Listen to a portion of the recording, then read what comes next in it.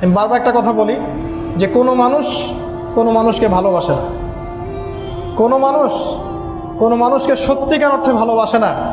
শুধুমাত্র আপনার রব আল্লাহই আপনাকে ভালোবাসে। আপনি আজ হোক আর কাল হোক এটা বুঝতে পারবেন। আপনার গার্লফ্রেন্ড আপনাকে ভালোবাসে না, আপনার স্বার্থকে ভালোবাসে, আপনার অবস্থানকে ভালোবাসে, আপনার পরিবারের লোকজন আপনার অবস্থানকে ভালোবাসে।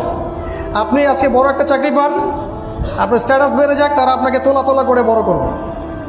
ওই আপনি এমন একটা কাজ করেন, আপনি সুদের চাকরি ছেড়ে দিয়ে আসেন, ৮০,০০০ টাকা বেতন পেতেন, চাকরিটা ছেড়ে দিয়ে আসেন, রিজাইন দিয়ে আসেন, দেখেন আপনাকে কি বলে।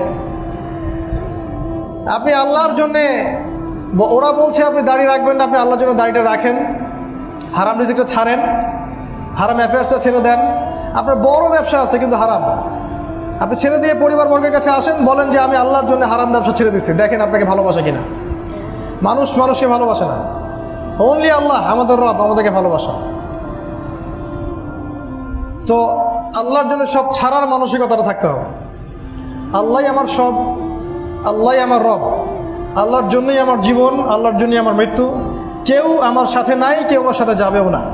তাই দুনিয়ার এই সংক্ষিপ্ত সময়টা এই মানুষগুলোকে খুশি করার জন্য ব্যয় করবেন না।